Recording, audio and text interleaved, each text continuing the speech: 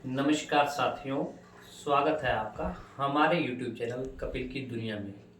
आज हम फिर से हाजिर हैं आपके सामने एक नया टॉपिक लेकर, नई वीडियो लेकर। वो वीडियो है फ्लैक्स पेपर के बारे में। जैसा कि जिस रूम में मैं बैठा हूँ आप देख पा रहे होंगे, ये एक फ्लैक्स पेपर है जो हमने अभी रिसेंटली लगवाया है। क्यों लगवाया है, क्या इसका फ़ायदा है, मैं आपको बताऊंगा। उम्मीद है आप मेरी इस वीडियो से बेनिफिट ले पाएंगे। आजकल काफ़ी लोग ऐसे हैं जो फ्लैक्स पेपर लगवाते हैं और हमने भी लगवाया। 2 रूम के अंदर लगवाया है हमने अपने घर में। एक हमारा ये बेडरूम है और एक इसी तरह से ड्राइंग रूम। इस रूम में दिखाने के बाद मैं आपको ले जाऊंगा अपने ड्राइंग रूम में। हम आपको डिज़ाइन भी दिखाएंगे और सबसे मेन चीज़ ये दिखाएंगे कि किस वजह से ये लगवाने की हमें ज़रूरत पड़ी। एक तो सबसे मेन रीज़न ये है कि अच्छा लगता है देखने में, अच्छे अच्छे कलर आप अपनी पसंद से चूज़ कर सकते हैं, फ्लावर, सीनरी। और दूसरी चीज़ ये रहती है कि क्यों लगवाई जाए, पेंट ही क्यों ना कराया जाए इन वॉल पर। एक्चुअली आज जो हमारा जो सिस्टम हो गया है मकान बनाने का, उसमें जो मटेरियल होता है ईंट, सीमेंट या रेत, कुछ तो इनमें प्रॉब्लम ज़्यादा आने लग गई हैं, जिसकी वजह से हमारी दीवारें हैं जो उनमें सिलन आ जाती है, पपड़ी आ जाती है। आपने सुना भी होगा सिलन पपड़ी। ये जिस घर में आती है वहाँ पे काफ़ी नुकसान करती है। पेंट या पीओपी दीवारों से उतर जाती है अपने आप।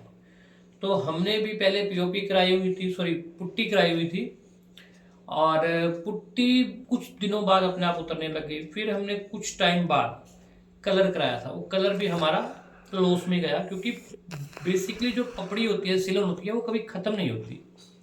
सुना था हमने ऐसा कि अगर फ्लैक्स पेपर लगवा लेंगे तो ये दिक्कतें नहीं आएंगी। यही सोच को आगे बढ़ाते हुए इसका बेनिफिट ले लिया जाए, हमने घर पे फ्लैक्स पेपर लगवाया है। और इस फ्लैक्स पेपर में जो यूनिक चीज़ है मैं आपसे आज वो शेयर करूंगा। डिज़ाइन सबसे पहले मैं मिस्टर दर्पण मुंजाल जी से रिक्वेस्ट करूंगा, कैमरामैन जो हमारे हैं, ये पूरा डिज़ाइन धीरे धीरे हमारी ऑडियंस को दिखाया जाए। और साथ साथ में मैं आपको बताता चलूँगा कि इसमें आप क्या क्या चीज़ का ध्यान रखें अगर आप भी अपने घर पर फ्लैक्स पेपर लगवाना चाहते हैं। तो आपने लगवाया भी होगा और हो सकता है आने वाले वक्त में आप लगवाएं भी सही।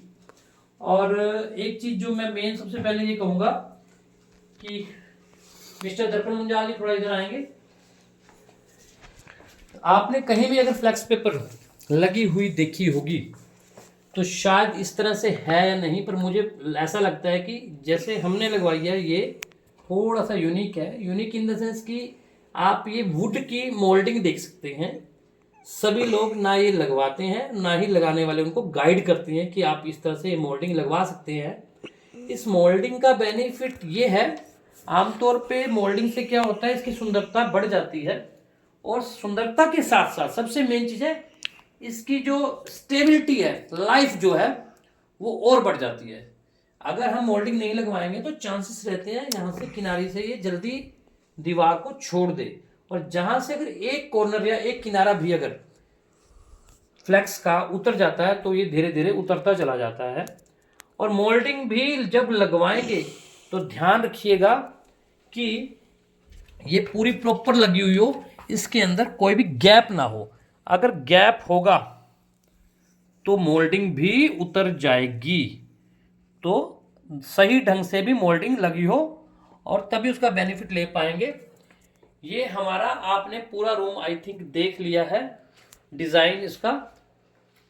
तो अब हम आपको लेके चलते हैं हमारे ड्राइंग रूम में। इसके बाद अब हम आपको लेकर आ गए हमारे जो गेस्ट रूम है, या यूं कह लो जो ड्राइंग रूम है। ड्राइंग रूम में जो हमारा डिज़ाइन लगा हुआ है, मिस्टर कैमरामैन दर्पण मुंजाल ये आपको दिखाएंगे प्रॉपर आराम से कि ये डिज़ाइन हमारा कैसा है।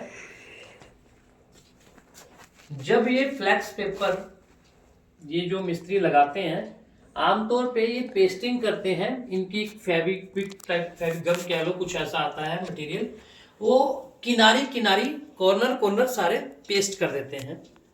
पेस्ट वो बीच में से नहीं करते हैं। यहाँ से ये एरिया जो मैं टच कर रहा हूँ, यहाँ से आमतौर पे वो पेस्ट नहीं करते, या जहाँ से कटिंग की जाती है वहाँ पे भी थोड़ा सा पेस्ट करते हैं।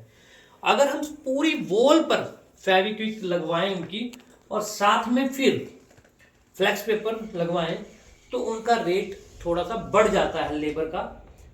तो उनका कहना तो ये है कि किनारे किनारे कॉर्नर भी लगा लिए जाएं, तो इसकी लाइफ को कोई प्रॉब्लम नहीं होती है, काफ़ी टाइम चलती है।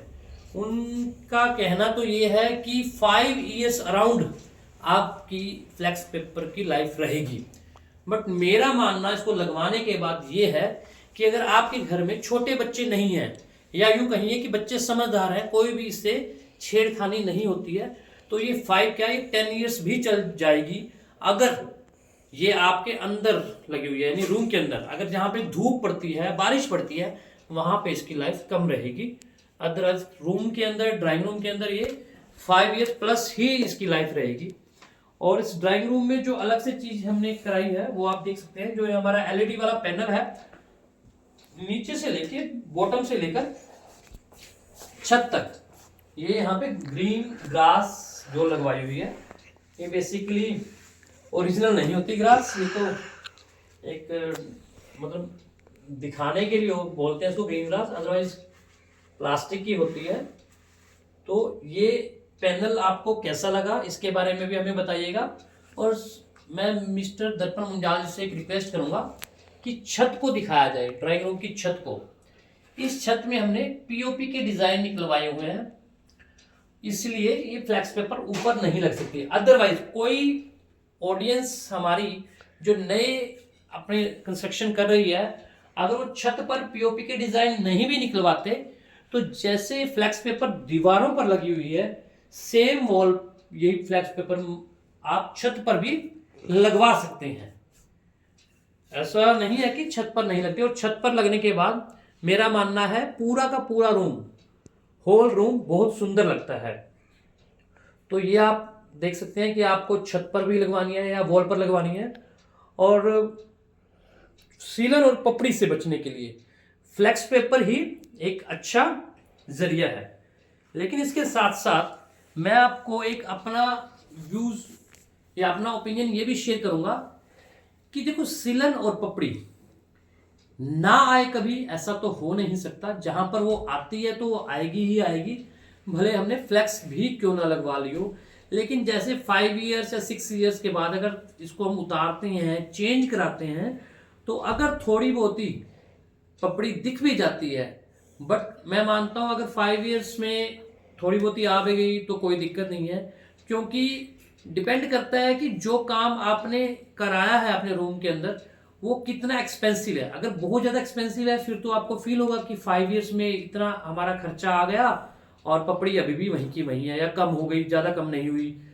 तो मैं एक चीज़ आपको और बताना चाहूँगा, अगर एक रूम नॉर्मल साइज का रहता है 10 बाय 12 या 11 बाय 12 साइज का, तो उसमें आपका ये जो एक्सपेंस रहता है, नॉर्मल एवरेज बता देता हूँ आपको, थोड़ा आइडिया हो जाएगा, लगभग 12 से 15 हजार रुपये के बीच में विद मोल्डिंग।